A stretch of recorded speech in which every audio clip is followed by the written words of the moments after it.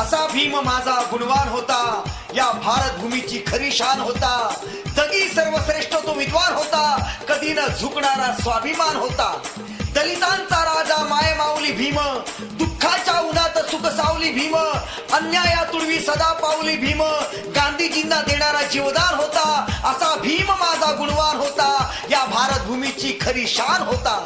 तू प्रज्ञापुत्र शिलाचा हिमालय होतास, कित्येक खंड काव्य लिहावीत इतका तू महान होतास. तू पाणी होतास, तू आग होतास, तू दलितांची जाग होतास.